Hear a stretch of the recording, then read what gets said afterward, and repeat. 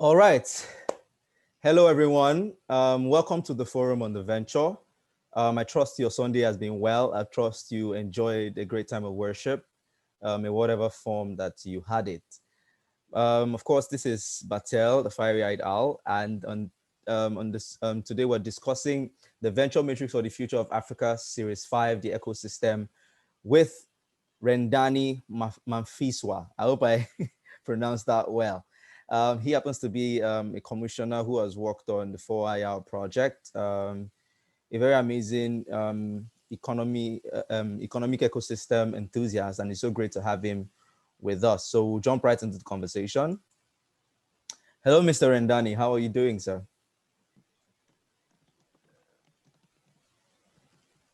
Can you hear me? Yes, No. you're on mute. Okay, now it's fine. You had, I was still on your side. I couldn't unmute myself, but I can now. Can you hear Yes. me? Yes, we can. All right. No, thank you very much. It's really great to be here and looking forward to the discussion. And yeah, it was nice chatting earlier on to have a broader understanding of where the work comes from, and your vision of where you intend to take this work forward. So really excited to be here today. And thank you All right. very much for bringing me forward in Awesome. important work. Awesome. As I said, I'm really excited to have you around. I've enjoyed the conversations we've had so far, and I hope others will be able to enjoy and relate with it on that level also. So welcome once again, everyone. The participants of the Venture Matrix Leaders Program. You guys have been amazing. So great to have you guys here. So we are discussing the Venture Matrix for the Future of Africa Series 5, the ecosystem. And we're trying to understand how ecosystems are designed, how they are created, and and their function in defining the economic realities of nations. And just like we have 4 series of conversations of 15 minutes each, where we start off with a trivia, trying to establish the area of interest of our invited stakeholder. Then we have the discourse, where we try and understand the parameters of the conversation. Then we have the strategy session, and then the forum, where we focus on the one thing we need to do now. So jumping into the trivia, Mr. Rendani, right? What do you think are the untapped potentials and unexplored opportunities between the undergraduate community and the global value creation ecosystem, as an African economy? I think the one area that that stays very much open is really the types of research and the linkages with the startup community.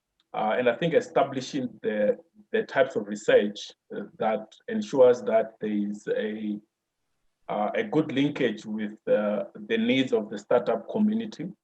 I think that's an area that currently still has a gap, especially around the space of having a greater deal or more emphasis around your applied research, where the innovators, the inventors can take that work to market.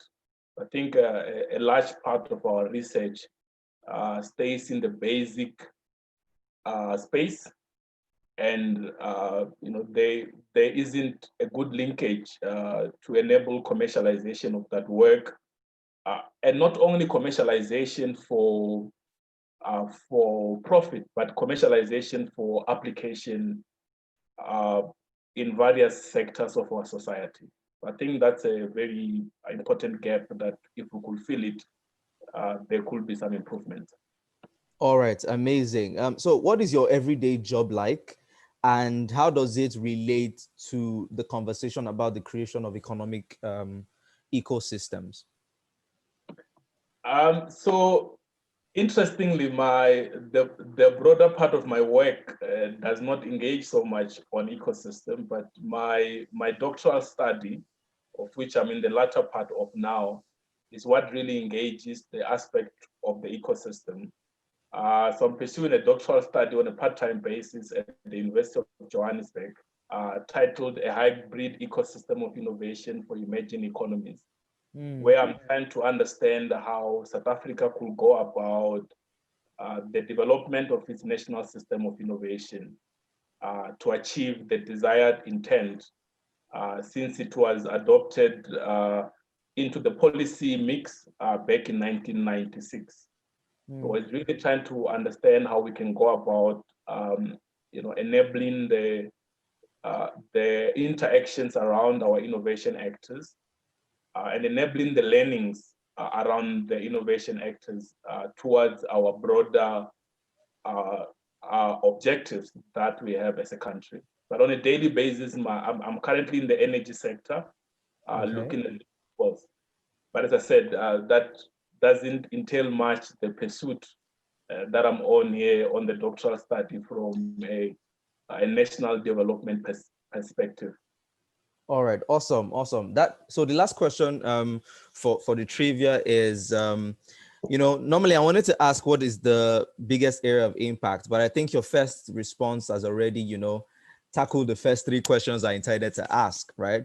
So as I said, we're trying to establish a human connection here. So one question I'd like to also know is, if your everyday work, in layman terms, if that is what puts food on your table, why do you think why do you think this is an important conversation to be had now? Why are you invested in the conversation about building ecosystems in this time, and why are you invested in that conversation now? So I mean, this really goes back to post-independence for Africa. There has been a great deal of conversation about how we go about developing our economy.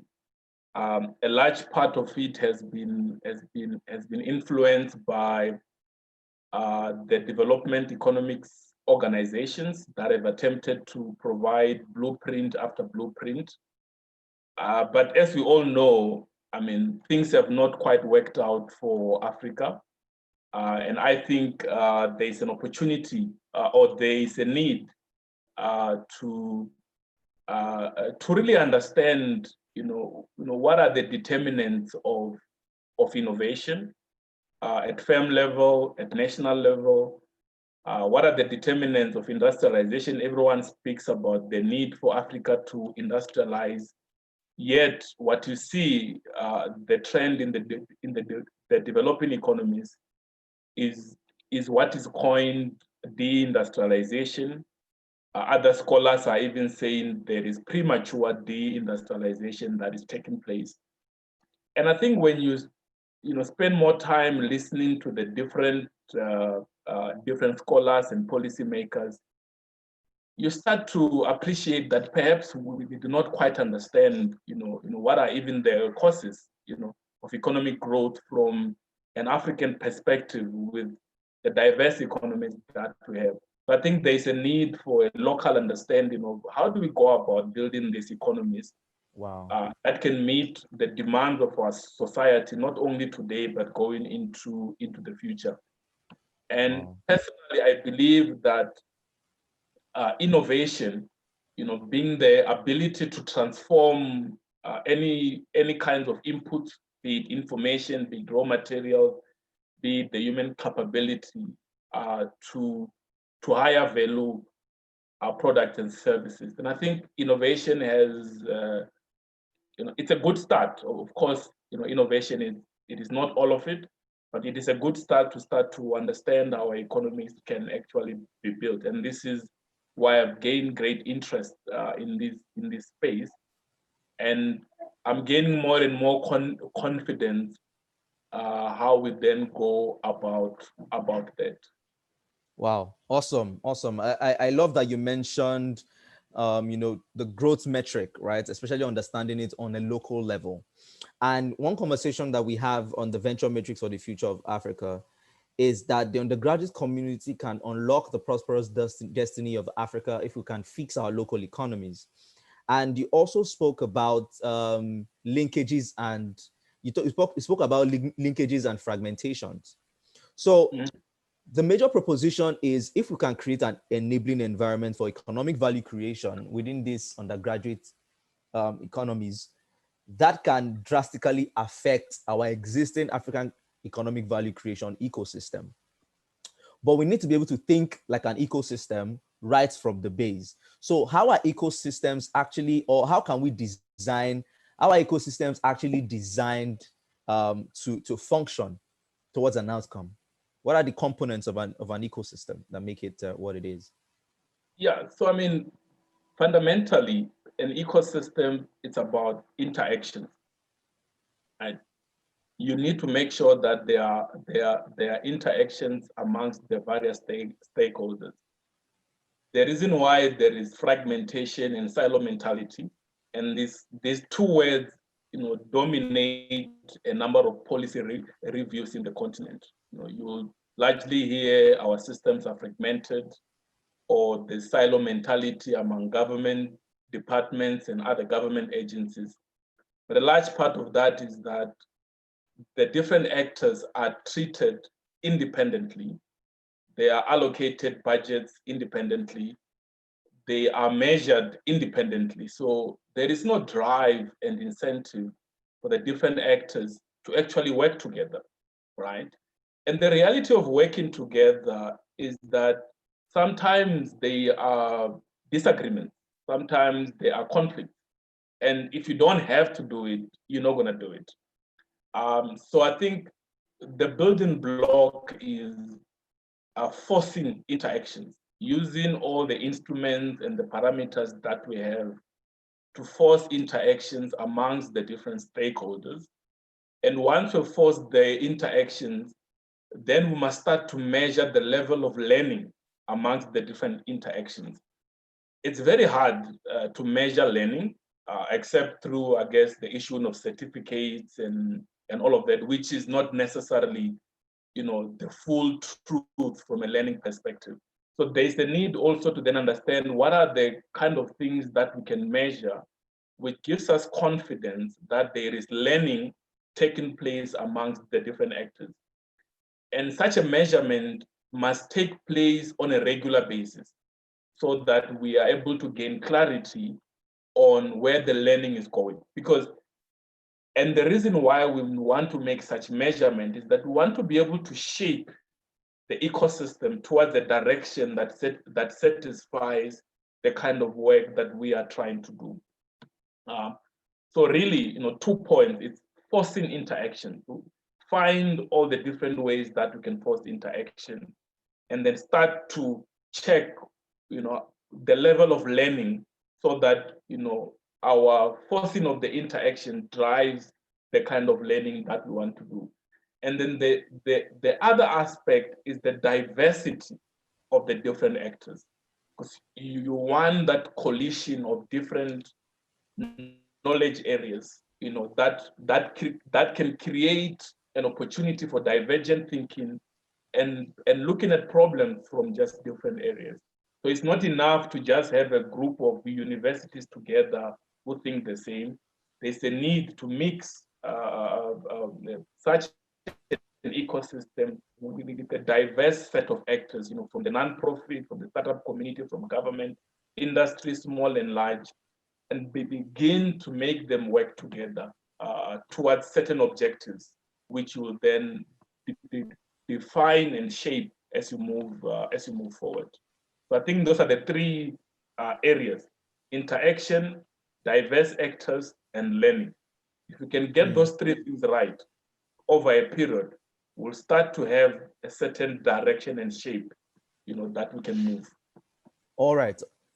Interesting things to note. As I said, we had an exciting conversation earlier, and I think I found out a way to bring those things that we exchanged into the conversation now, which is, let me ask it like this. Now, can you help us understand the current ecosystem that exists in Africa and how it is different from that in the global context? What are the differences that we need to quickly understand and adapt to if we are going to position ourselves, to negotiate the future? So I mean, I think, uh, one of the elements is that, there is a very small distance between the different actors, space between, for example, if you go to places like Silicon Valley, the role of the university, as the developer of the knowledge, for the startup community, and now it's no longer just a startup community, it's really, a tech development space. There's clarity of role. So I think that is number one in terms of this is what the university does, and this is, what it is capacitated from the perspective of launching all these different startups. If you really think about it, companies like Yahoo were launched at Stanford, for example, and I think they had almost a year of running that company under the university server, right? If you had to try that in Africa, you're probably going to be told, no, you need to move out. I mean, the founders of Yahoo were doing their PhDs at Stanford in the 1990s. If you look at, companies like Facebook as well, it was launched at Harvard, and it built from there and then moved eventually to the market, right? But I think the key thing there is, being number one, is the clarity of role, right? To say what is the role of each stakeholder? What is the role of university? What is the role of industry? What is the role of government, right? So I think that is number one. And number two is to reduce the gap between these different stakeholders. And it's not just the physical gap. It's also just, people can be very far physically, but yet be closely linked. And I think ensuring that there's a close interface between the different stakeholders, that is very, very important. So that, and the reason why this part is important is that the different stakeholders are then able to interact. They are then able to shape one another, because, and as I've indicated previously, interactions is very important. If you're not in conversation, if there is no trade-offs or sharing of things that has to take place, then it becomes very, very difficult. What we see in other places, such as Europe, is the role of government. Like if you look at places like Finland, government plays a very key role in both knowledge and technology transfer. They hold that by their hand to make sure that knowledge moves from the research institute into the startup, and ensuring that the startup have intellectual property as part of their selling proposition. So the role of government there is very clear. So, and I think from our side, what we need to then ask ourselves is who then, takes some of these leading role. As I've indicated, in the US, you tend to have a very open space where the university community interacts with the startup community, right? And they engage and they build the future. In Europe, you tend to have a space where government plays a key role in the enablement of the environment. And they also set up a number of these, meso organizations, right? So it's your government agencies, your research council, which from the South African perspective, there is quite a few of those. And the question then is, are they interacting? And the answer is no. They're there, but they're very much static and not in good interaction. Same thing that you see in places like China. China, the government plays a big role, particularly in the larger project on the infrastructure. Then they leave others to play around in the different spaces, but they establish the groundwork, right? And then ensure that such can be able to take place.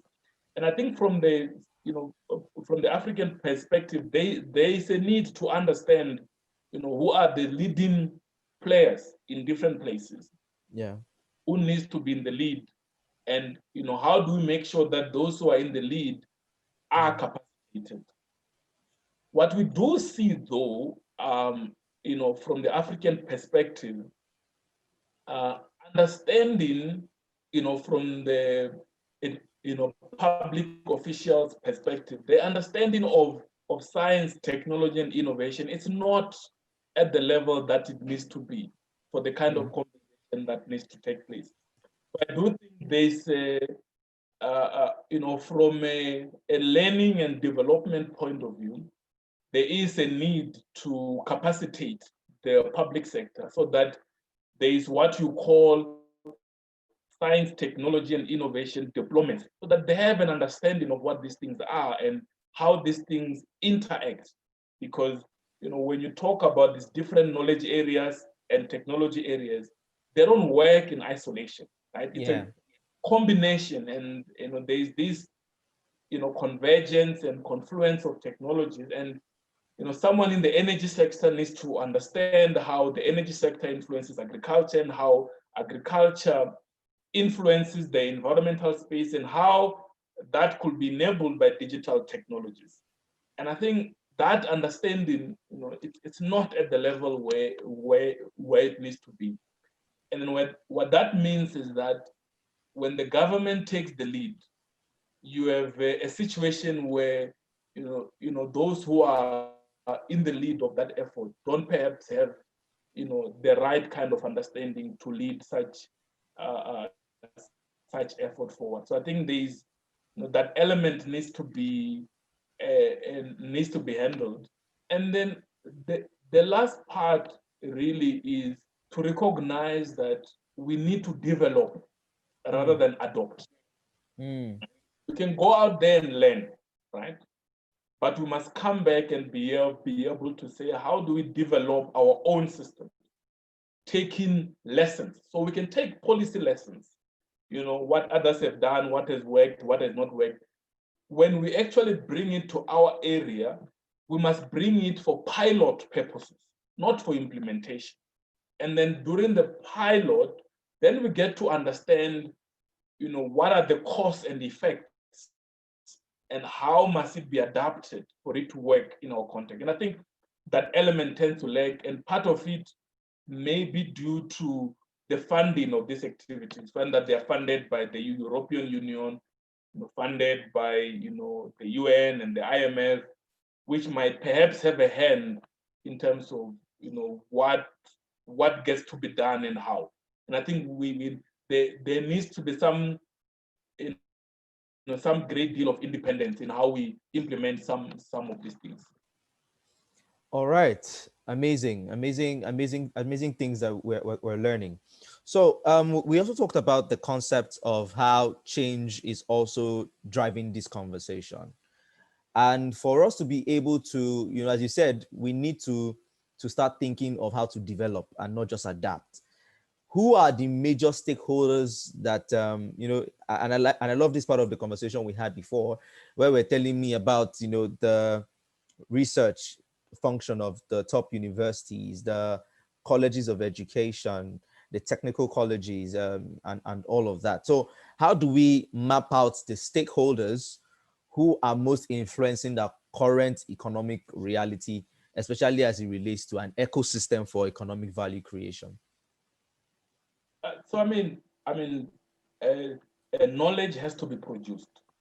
Yes. Right? And universities or higher education, has been established as the knowledge producer, right? But such a knowledge cannot only be limited to just publications or of basic research output, right? So I think that's the first aspect, that along the hierarchy of higher education, yes, there has to be output, from a basic research perspective, but in the category of your universities of technologies, there has to be an aspect of, the knowledge from an application perspective, right? Where there's a great deal around how to make things actually work. How do we translate the basic research output into things that can be applied and be deployed either through entrepreneurial activities or other innovation activities, right? And then at the technical colleges level, the knowledge output then is, how do we invent this thing? How do we go about the invention of those particular research output. So the university community, it's not, and the higher education community is not a single entity. You know, it's got a diverse arrangement where it's got a hierarchy of outputs, and all of those outputs have to be prioritized or have to be given enough attention so that it is not just about the publication. I think what we see is that, you know, there's a great deal of investment on basic research, very little on application and experimentation. And I think the investment has to spread across the overall hierarchy. So the university community is very important, right? And next to the university community, it has to be the startup community, right? And the reason why the startup community is very important is that if we are to talk about it from the conceptualization of disruptive innovation, it is the startup community that is capable of a disruption because they are not inundated with other protocols and procedures of what has worked and what has not worked, right? So if we want to launch new industries, if we want to launch a new ecosystem, the startup community is very key, right? But of course, it can't just be the university pushing their knowledge to the startup community.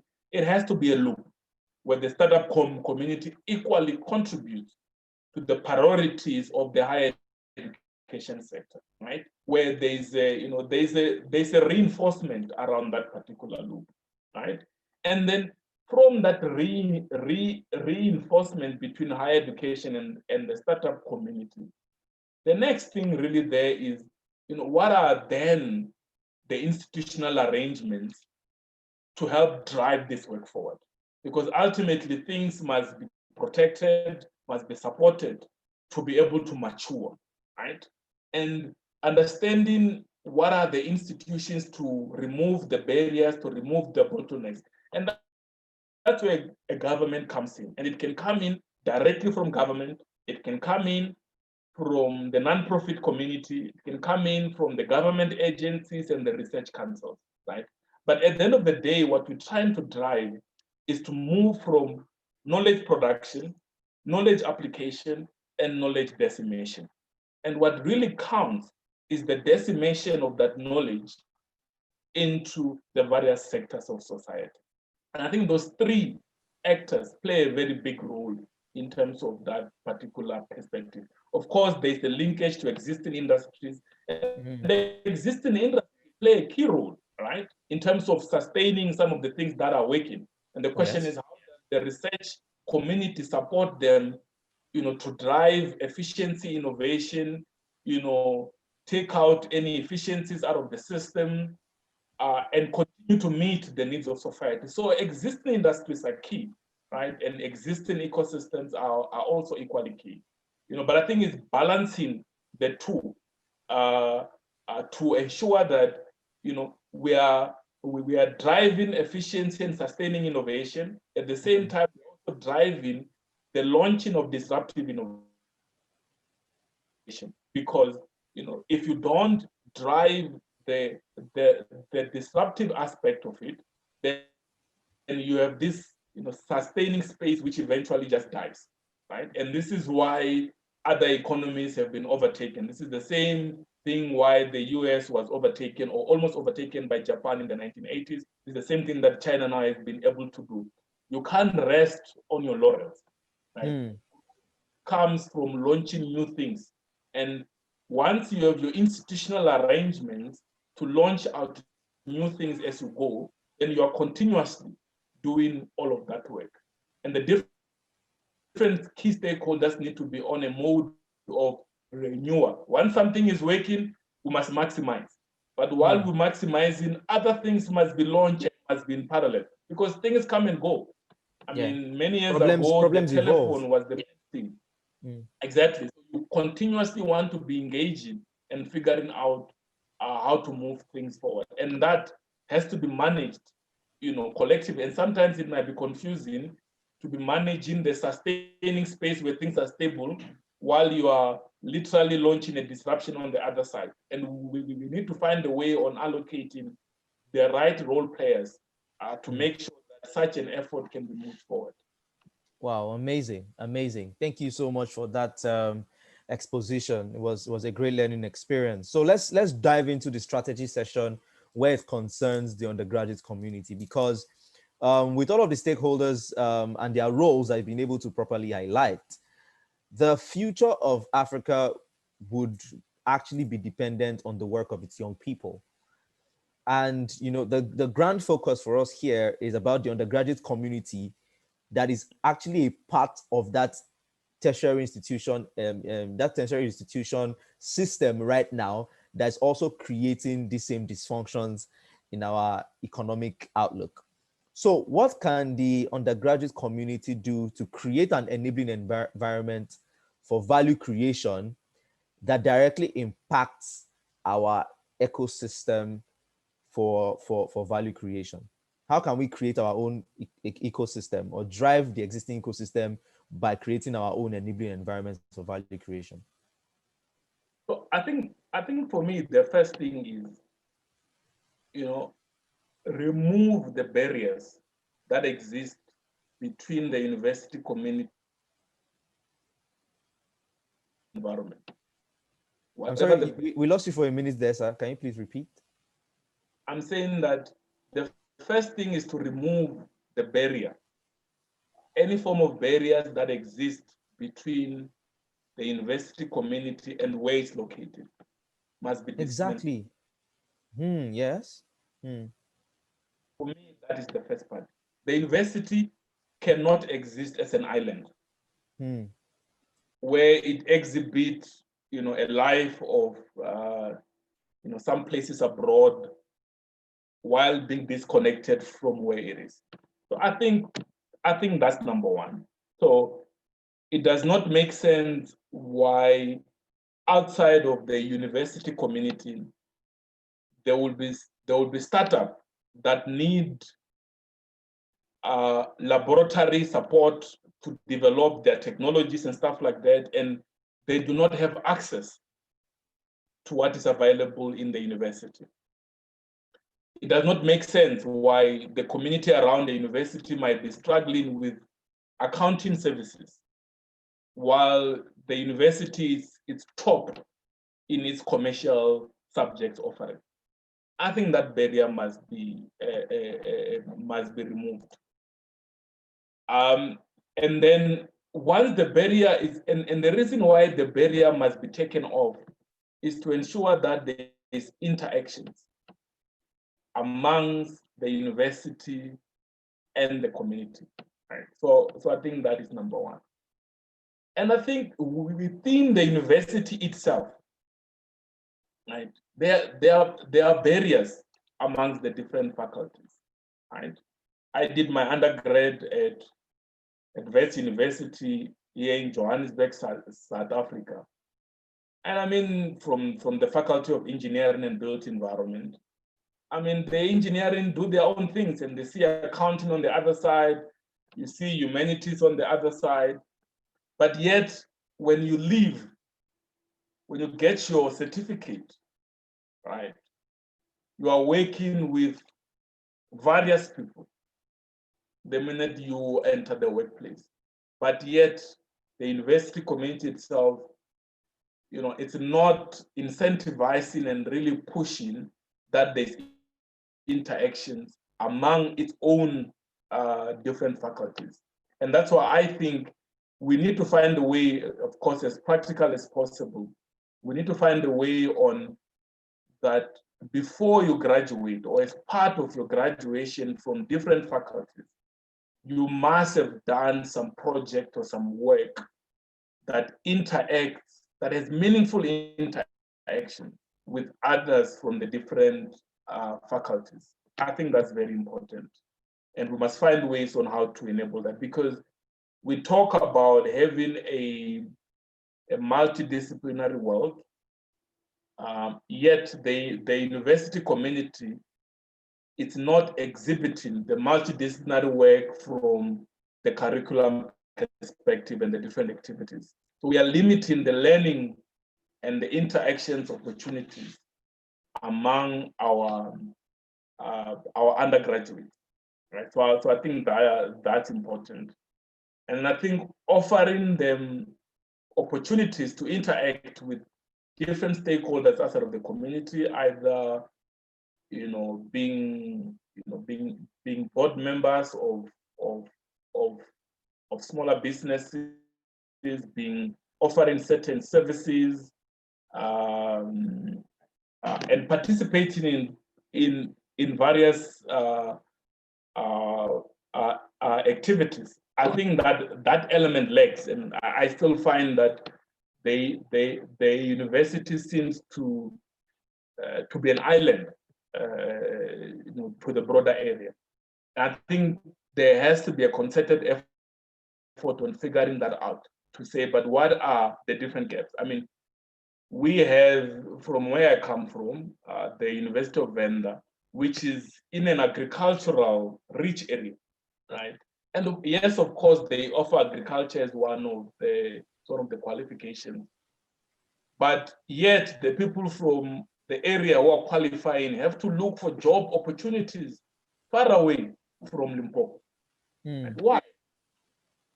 We're in a place that is, that is rich in terms of fruit, in terms of vegetables, and yet we are not seeing the exploration and exploitation from the perspective of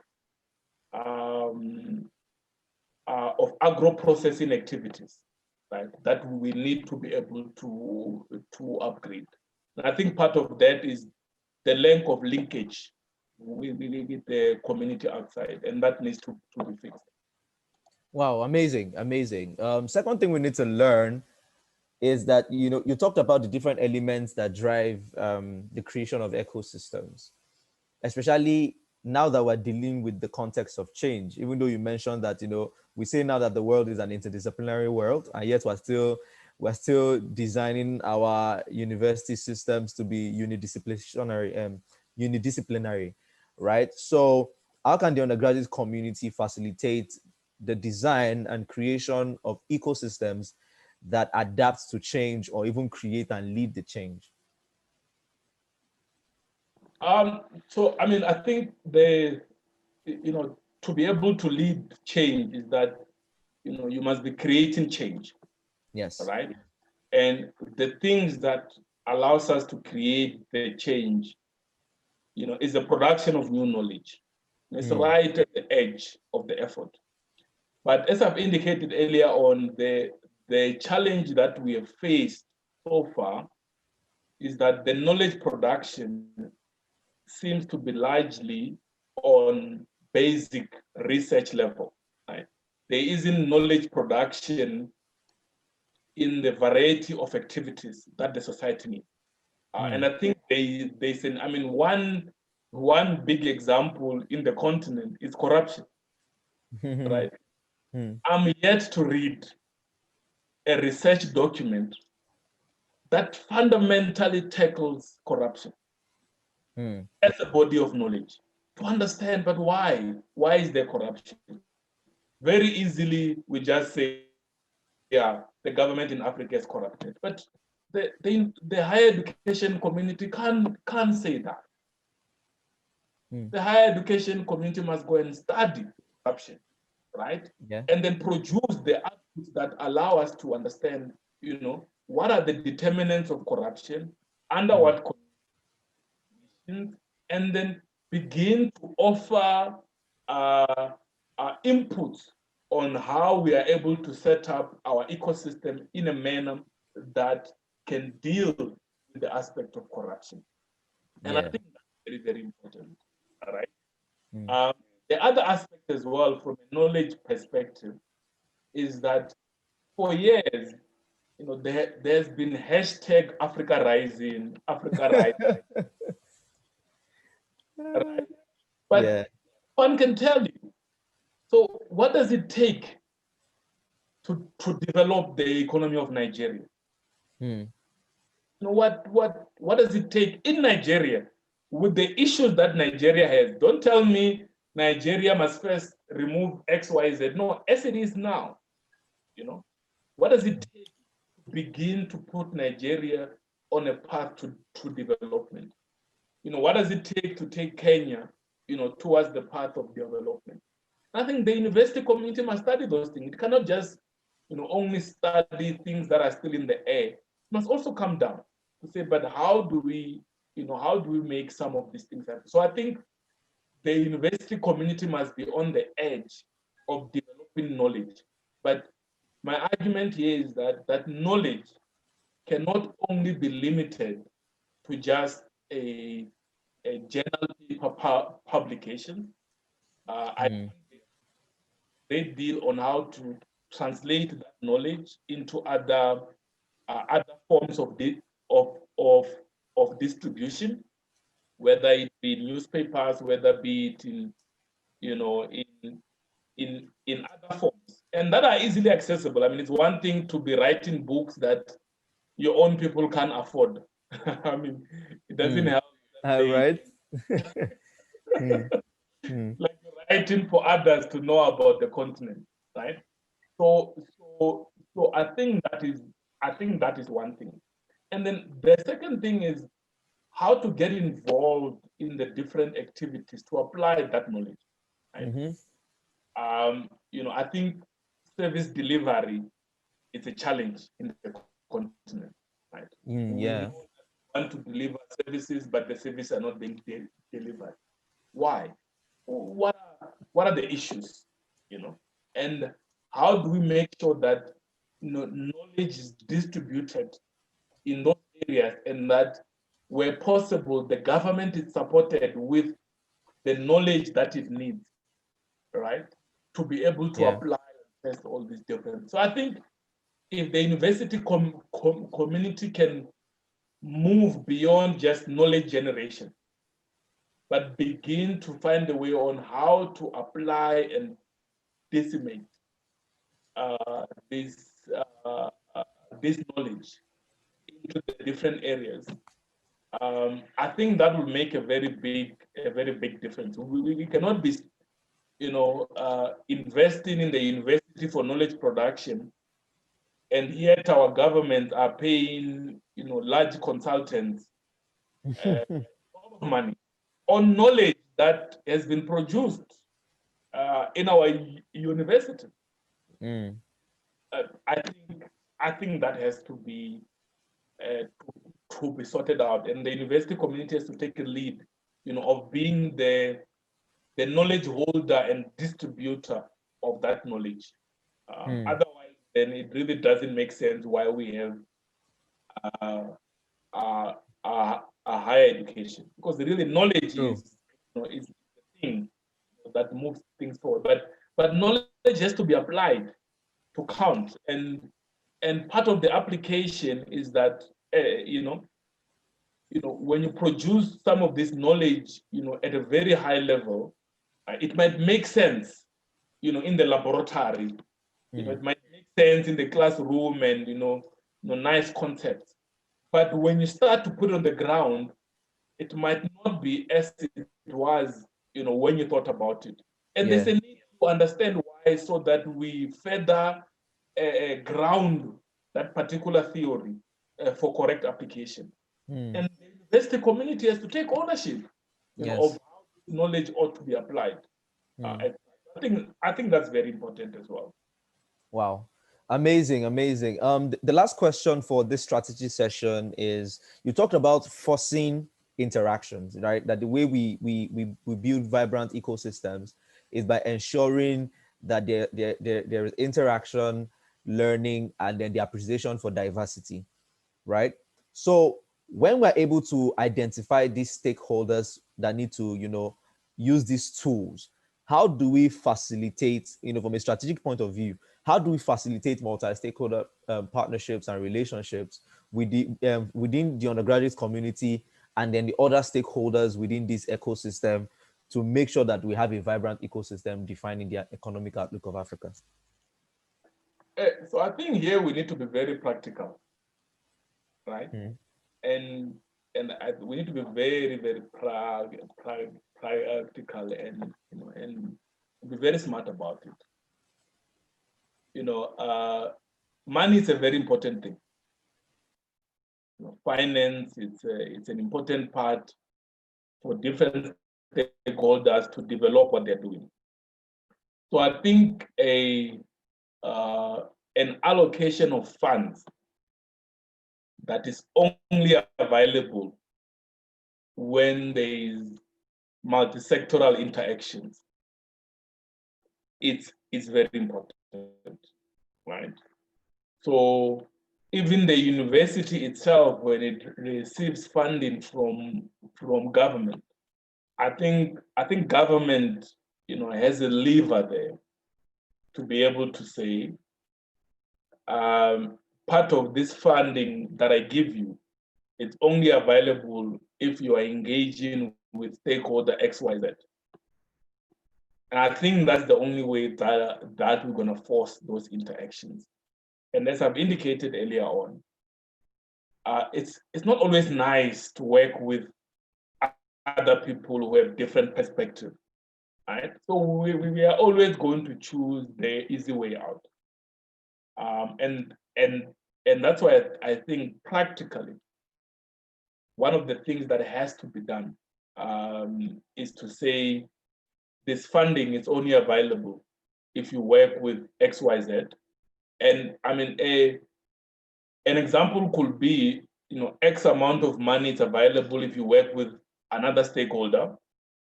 1.2x is available if you work with 2, if you work with 3, but you make the money more and more and more when people work with more people or more stakeholders, because you want this interaction,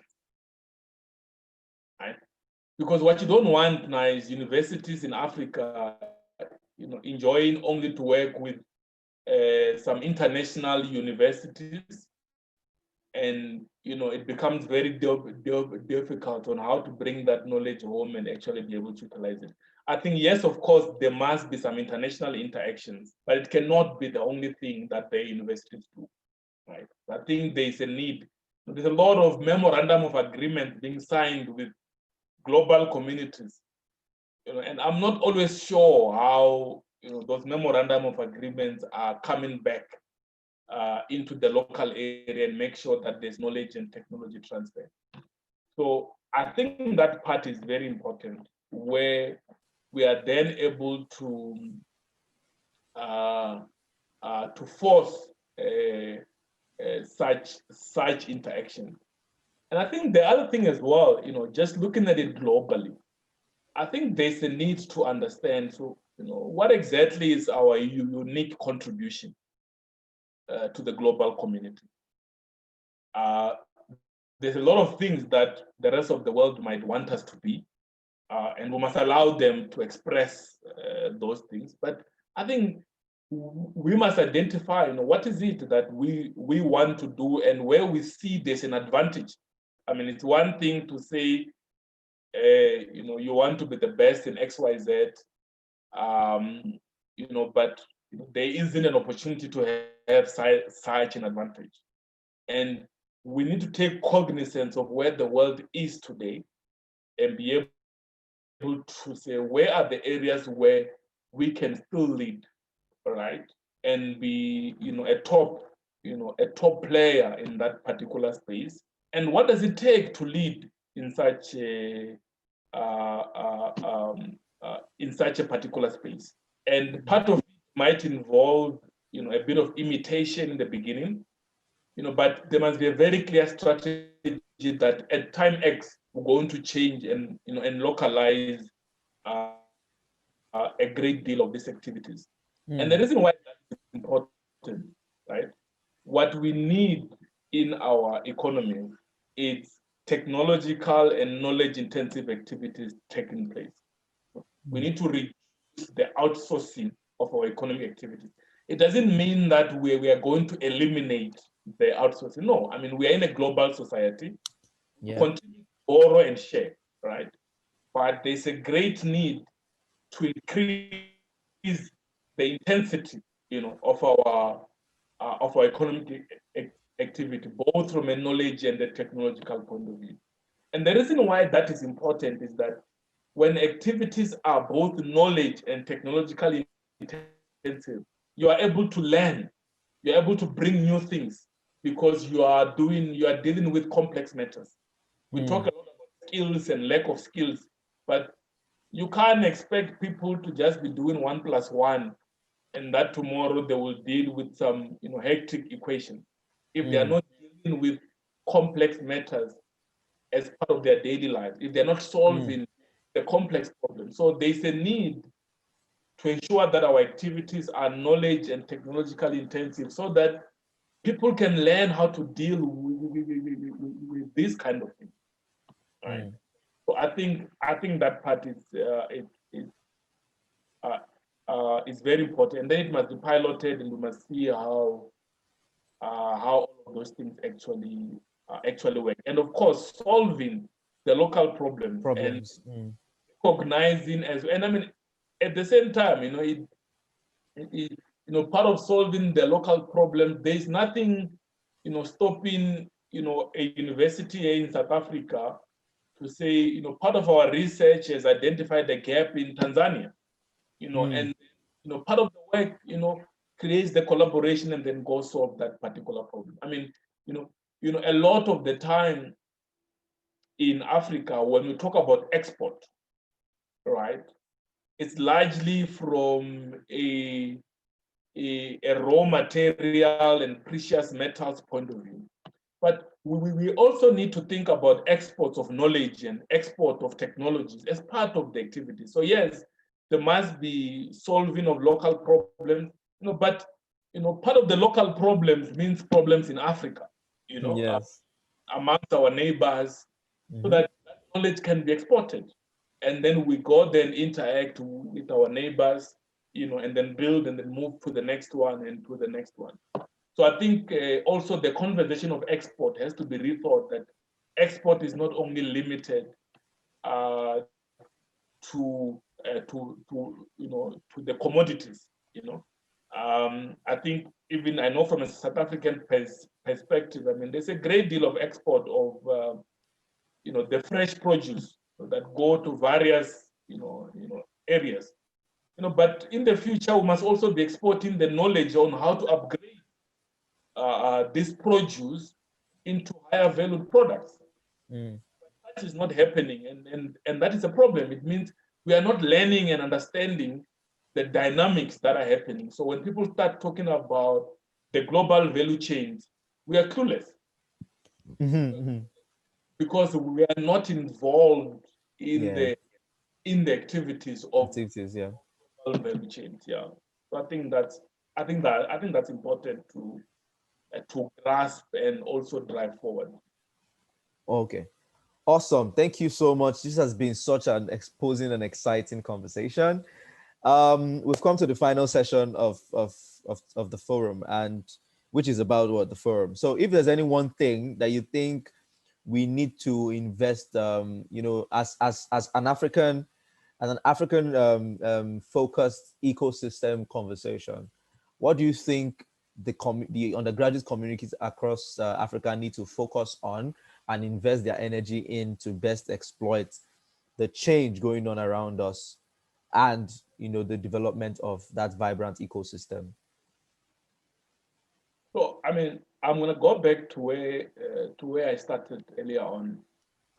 So there has to be a deliberate and active interaction within the diverse faculties in the university and the local community. And that has to be fostered.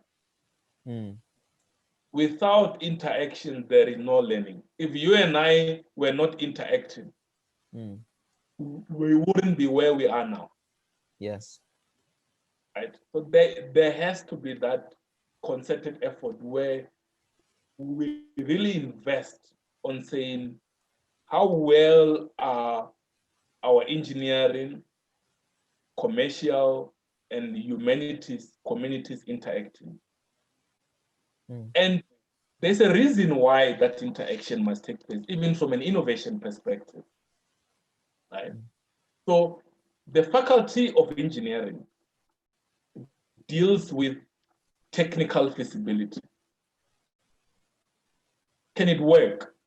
Can we build it? Can it fly if we build it? It's about the technical specification, right? The Faculty of Commerce deals with economic viability. Can we afford it? When can we afford it? It's about viability. Is it viable? Do we have the means? Do we have the resources? You know, the engineers are not generally taught to deal with, how much it costs. First, must establish whether it can work or not. Then cost, right? But the Faculty of Commerce says, is it viable? Do we have the means? Do we have the budget? If we don't have it now, when can we have it? What are the instruments? And this is where the policy space is very important. Your central banks and your treasury to engage on what are the boundaries. The Faculty of Humanities deals with desirability. It's desirable. What is the long-term consequence of such activities, right?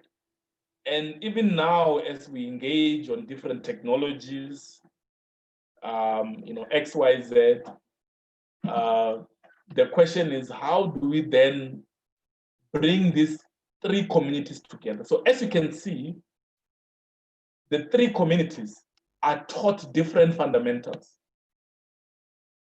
right? So they need to interact so that they understand what is, that a bridge is not just a bridge, and then also, when the commercial people are talking about budget, they also need to understand, but yes, we might not have a budget, but the society desires it. So how do we make it happen? There is a need for these three communities to collide. And I think within the walls of higher education, we have to force that. I don't know how it needs to be made practical, but it needs to happen, right?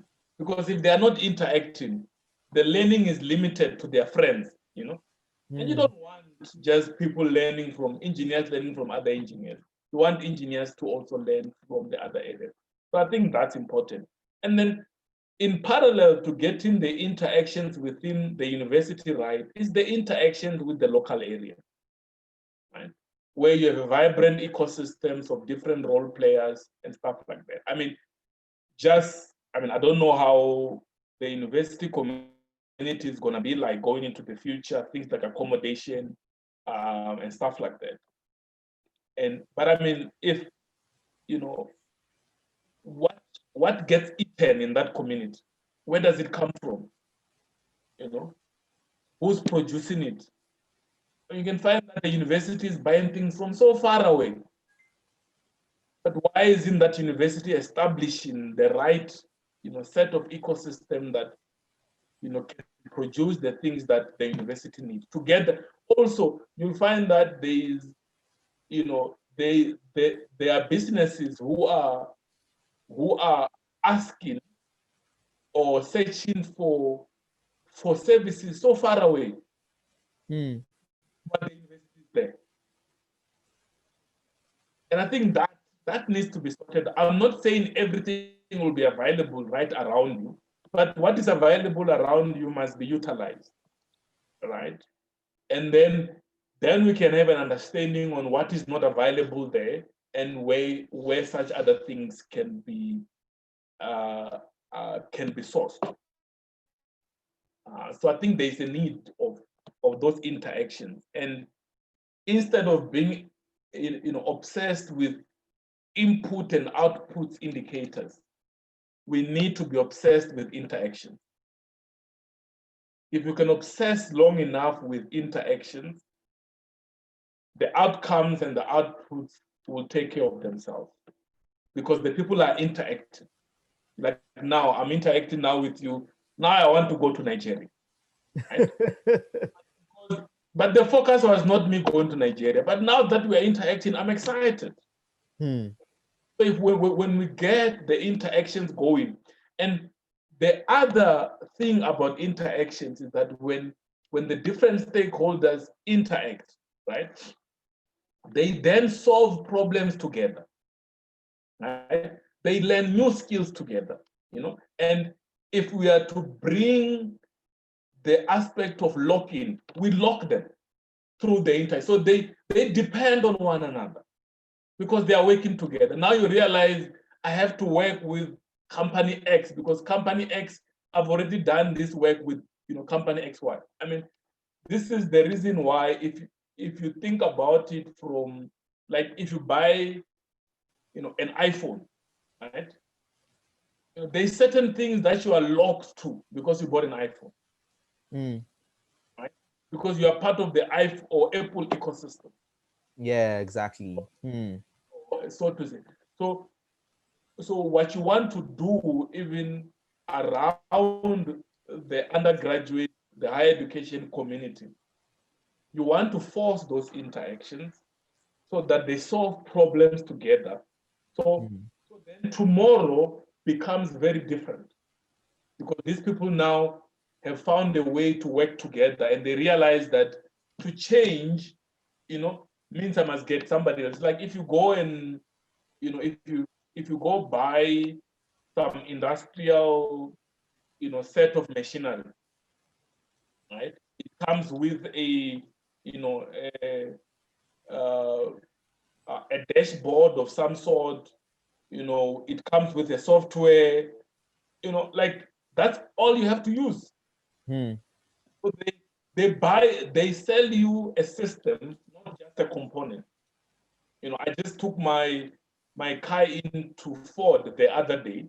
I mean, once you buy a Ford, you are stuck with Ford to do the service at a Ford dealership. You can't.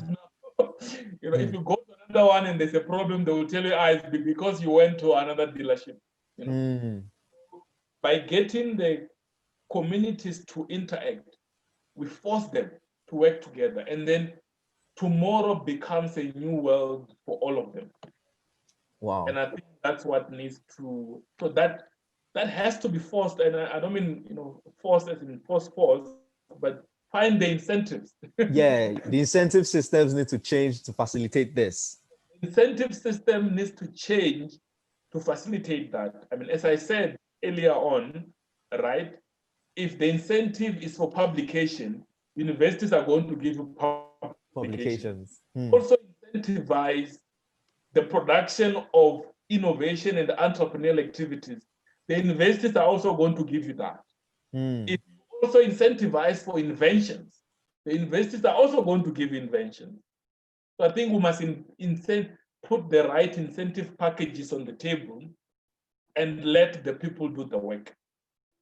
That would be my final submission on this conversation.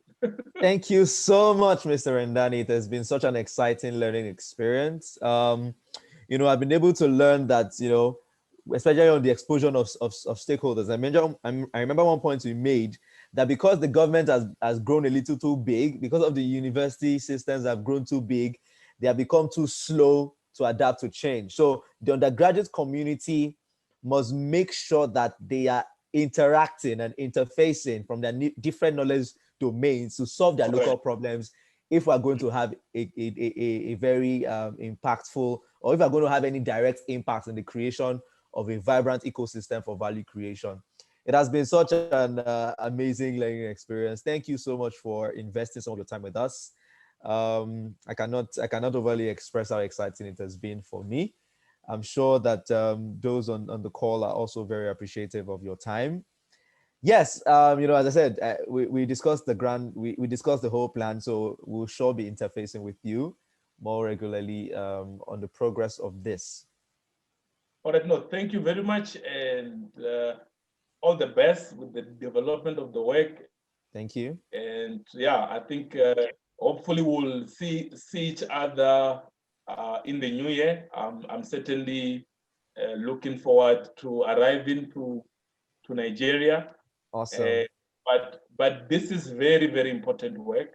And I'm very much glad that you are not just thinking about it theoretically, that you have a sense of practice around it, and let's get it to work and have those vibrant ecosystems around the different sectors of our society. So thank you very much for your time. I'm really honored to have made a contribution to your important work. Thank you very much, sir. So do have a great evening in South Africa. We didn't even get to know what part of South Africa you're currently reaching out to us from. So I'm in Mpumalanga, a town called Secunda, which is about 130 kilometers east of Johannesburg. Johannesburg is where OR Tambo Airport is, which is is our largest airport here. So I'm sure most people know about Johannesburg. Yeah, we know about Johannesburg. Of Johannesburg, yeah. All right, awesome. So do have a great evening. I cannot pronounce what you just said. Mamphiswana. Mamphiswana. Yeah, Mamphiswana, yes. Mamphiswana. Okay. All right. Oh, I meant. Oh, that's your surname. I meant your location where you are. Oh, Secunda. Okay, Secunda. Sounds like Wakanda. Secunda. Okay. It means second. Means second. I think, is it in Spanish? I forgot. Yeah. Oh wow. Okay, interesting. So have a great evening in Secunda, and yes, do have a great day. Okay, no, take care on your side. We'll chat soon on WhatsApp then. Yes, definitely. Okay, cheers, bye. Yeah, cheers, bye.